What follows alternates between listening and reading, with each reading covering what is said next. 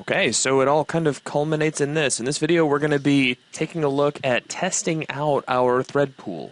Lee? Yep. All right. Let me find my mouse. It's over here somewhere. All right. Now, I said I wasn't going to worry about this thread start. And the reason why is we're getting rid of it. Matter of fact, we're going to get rid of this line of code. And while we're at it, why don't we just get rid of all this too? Okay. So we're not going to need that, which means we don't need this. Yeah, we can go up here. And yeah, I don't want this anymore either. All right, cool. So now cleared all that out. Now I want our thread, our test worker thread still. Right now, if you remember from when we created this test worker thread, it takes in a string, and then its whole purpose in life is to print out that string, every 2 seconds Yeah. until we tell it to stop. Right. This is not the functionality that I want it to have. So it was cool for our demonstration, and it mimicked our first threading demonstration, but don't really need it anymore. So I'm going to go ahead and clear this out. I still want it to have some functionality, but I want it to work slightly different. So what I want this to do is to count to 1,000 and then print out a message every time it does one count. And then I want it to sleep for 1 millisecond. So 1,000 operations means it should count to 1,000 over a period of about a second. It's not exactly going to be a full second because it has to multitask, but basically that's the general idea. So we're going to do for I, well, it's less than 1,000. We're going to go ahead and then do console.writeLine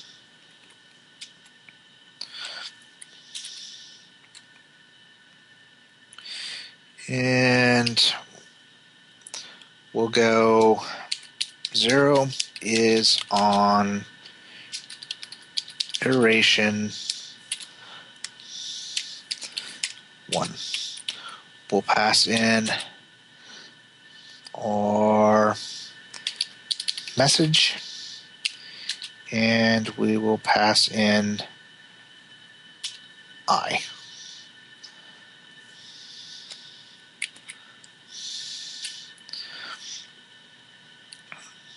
So it'll run through that. And no, I still need the brackets.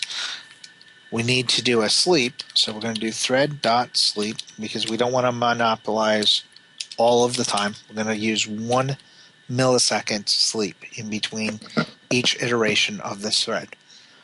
So the thread itself should just simply count to 1,000 and then just print off the message. Now I'm going to rename message here as well because I'm going to call this name instead.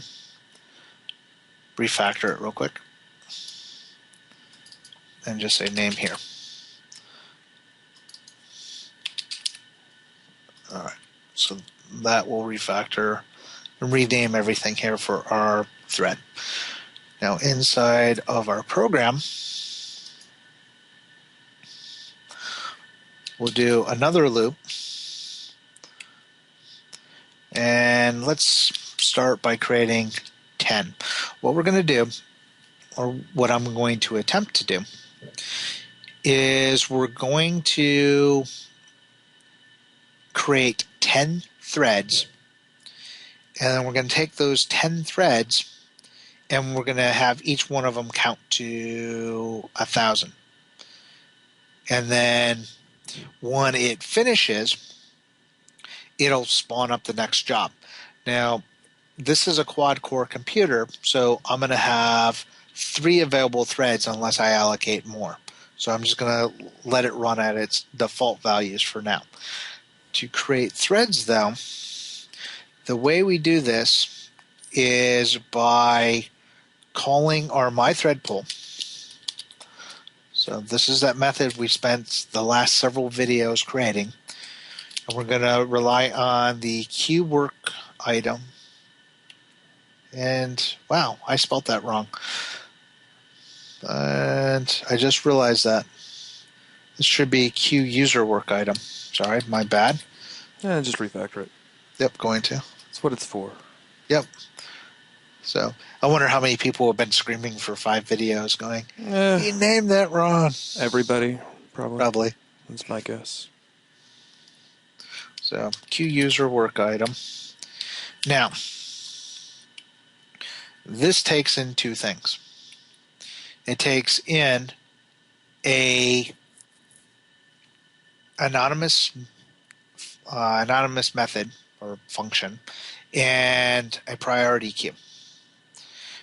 Now to create an anonymous method, we just use the parentheses, equal sign, greater than sign, new test worker thread. And we're going to say for its name, thread,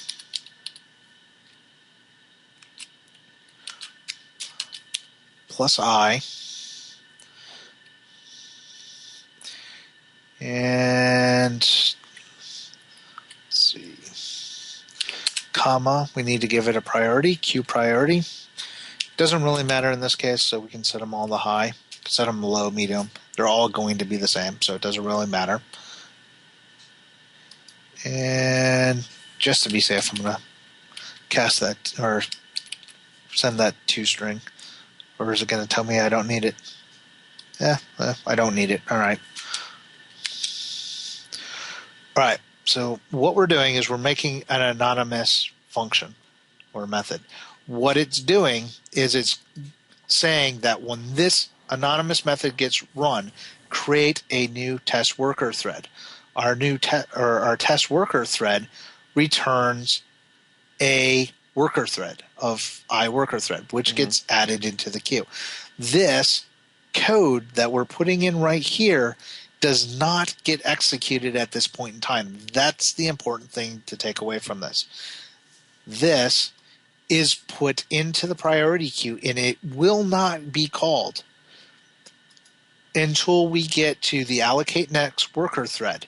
When we dequeue it here, this second set of parentheses is what is executing that code. So this gets put on hold all the way up until we hit here. Then it calls that and assigns that to this worker thread. That worker thread is then started by passing in a wait handle to it and then added to the worker threads. So this is how all of this gets played off. Okay. So if I build this and we get no errors, which is good, and I go ahead and hit F5, cross my fingers, and hope it works. So it went really, really fast.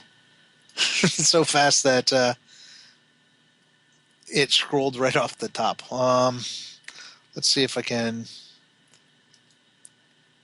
edit properties.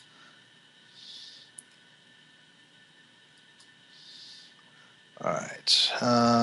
Buffer options. Buffer size 50. Set that to 500.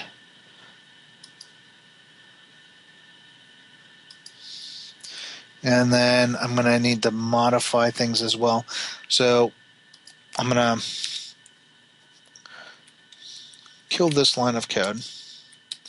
And then I'm going to go thread pool dot quit, or no, should be my thread pool dot quit equals true.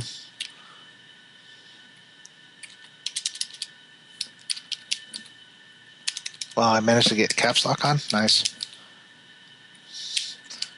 So my thread pool dot quit equals true. So maybe I can catch it this time. So we run it. All right, so that stops it. Apparently I spelt more wrong as well. All right, so wow, that goes really fast. Yeah, it does. So, all right, this is a nice thing. Let's not count that high. Let's only count to 10. Okay.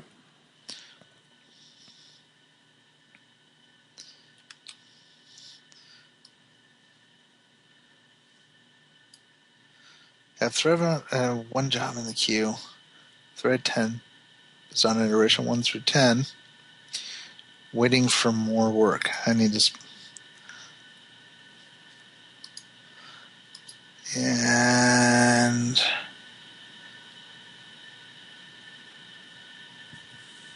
all right, so I fixed that. Now it doesn't seem like it's running all of the jobs.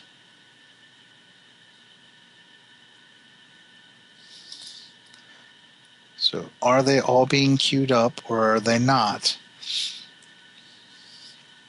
So let's do test worker thread, and I'll put a breakpoint right here.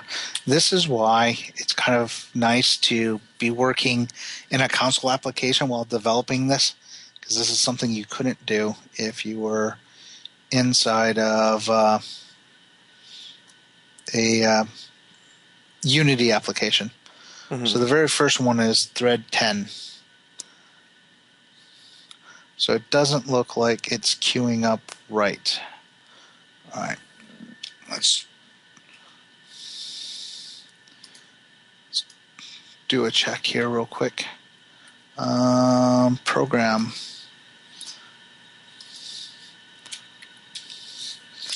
If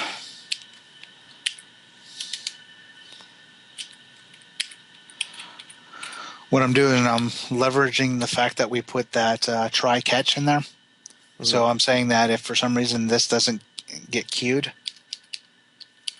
console.writeLine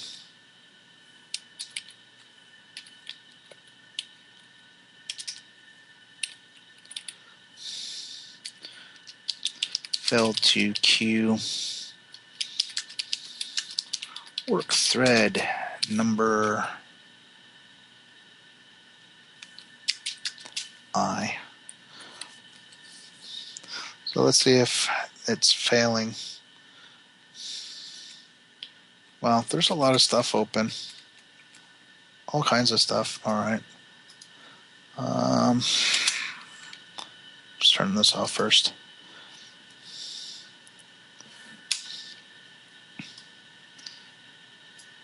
$11 threads. Thread 10 is on iteration.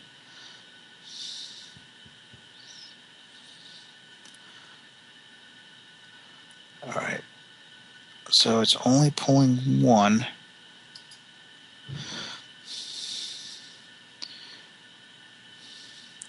Program. Don't you love debugging? Oh, yeah, I really do. Now, right. At some point, do you want me to just give it a quick pause and you can dig through, or are you okay? Well, if this turns out bad, which is what I'm going to do here, then yeah, we'll pause. What I want to do is I'm going to do a console write line, another console.writeLine that basically says my thread pool dot queue count, because I want to see how many are in our queue.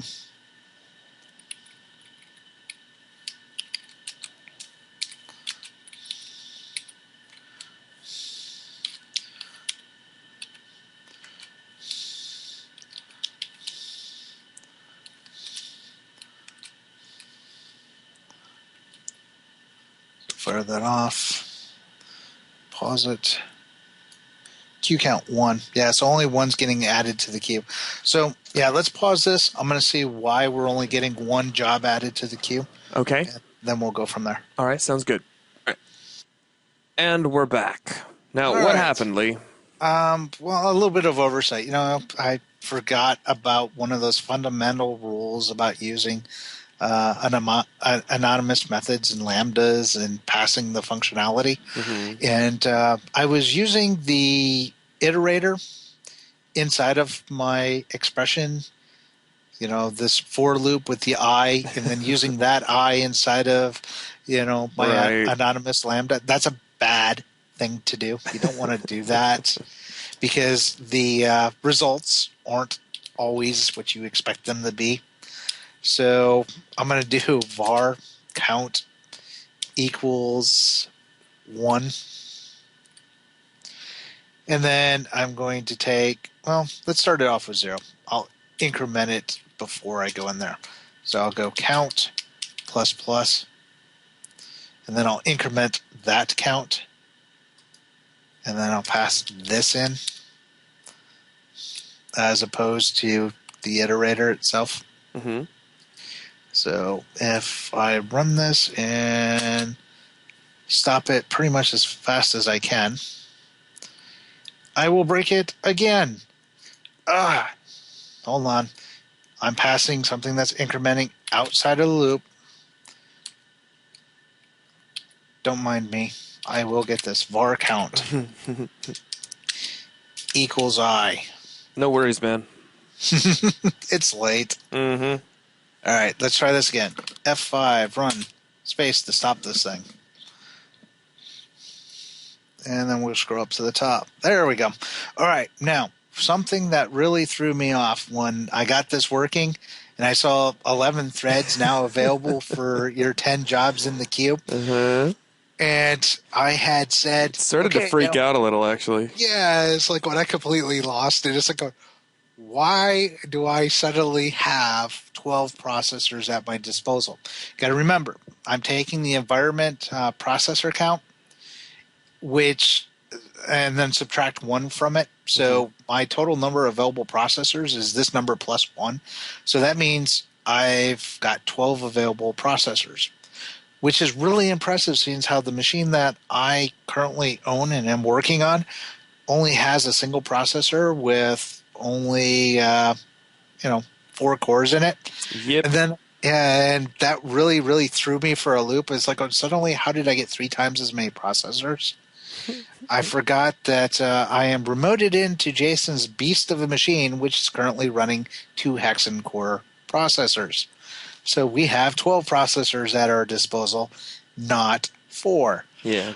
So as you can see, we've got 11 threads available, and I only gave it 10 jobs.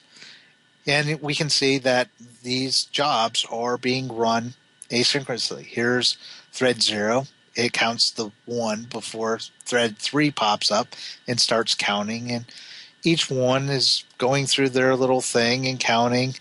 And then we end up assigning all of the threads. They all start, and then my thread pool has gotten to the point where it's allocated all of its work. So it's saying, hey, I'm waiting for more work. Mm-hmm. The program continues to count, and you can see it's doing all of its counting operations.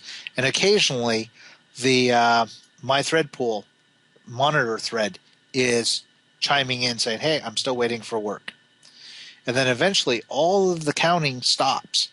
And then the only thread that is currently running anymore is the monitor thread, where it's saying, hey, I need more work. I'm bored. Send me more stuff. And then I hit space to stop it. Mm-hmm.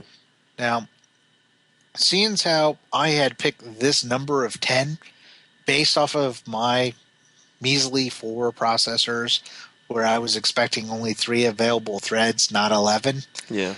That number was probably chosen poorly. Mm. So I'm going to go ahead and bump this one up to 50. Build it, hit F5, let it run for a little bit, and then stop it, and then we scroll back up to the top. Now, I didn't get it soon enough to get all the way back up to the top, but you can see we're counting up through thread 27. We're waiting for more work. It's still counting to string free up. Wow. Really messed that one up. So waiting for more threads to string free up. Thread 22 is on iteration. Then we get this message that says 5 threads are now available with 21 jobs in the queue. This is the one message that basically says, hey, there are 5 more threads. I still have 21 more jobs, so start queuing up some more jobs. So it queues up some more jobs, and then we continue the count, and you can see these thread numbers are steadily increasing, but it's still processing some of the old numbers. But the very first jobs have already finished, long before we even got to this part. So, and then we keep going. It's allocating more from the thread pool all the way up until we finally get to 50 at somewhere, or 49, because of the way our numbering works, because we're using a for loop that says while less than 50. So we'll never execute that 59th one, but we will hit 49, and we're counting up from 0 to 9, so we'll never hit 10. So our 49th thread counts to 9. A couple of the slow ones finally catch up. Everything gets to 9, and that's the end of it. Cool. 44 finally finishes up, and we're all done. So if I stop this, and let's go back to our test worker thread, and let's set this to yeah, we'll just leave it there. Let's go to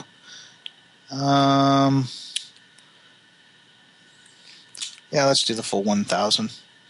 If we run it again, and I pause it, you can see that we're counting up, but it's taking longer. We've only got so many threads running.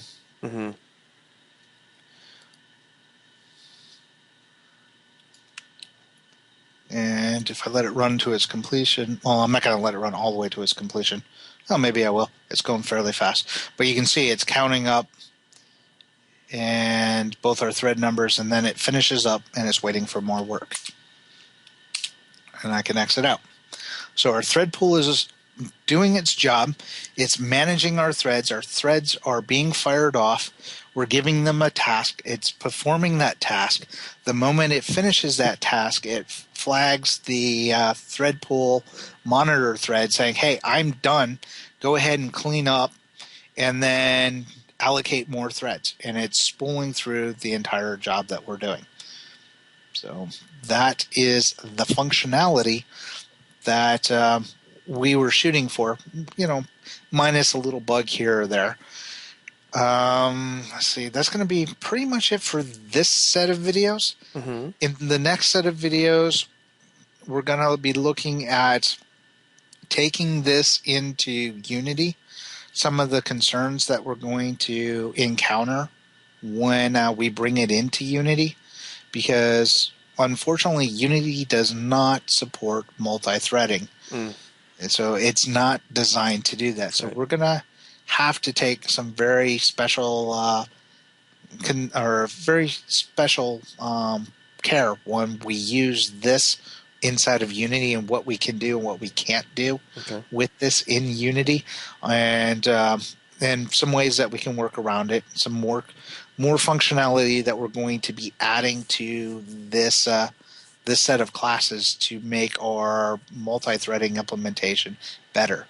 One of the things that I want to still reiterate is the fact that this is not the only way that you can handle multi-threading. Inside of C#, and depending on your applications, there are lots and lots of different ways that you can handle multi-threading. This is by far not the only one. It's not the best one, but it is one that I have found through substantial testing works reliably with Unity. And seeing how that this was coded with Unity in mind, that was the goal. So, all right. That will be it for this one. All right, so that'll wrap up this video and this little set of videos. Thank you very much for watching.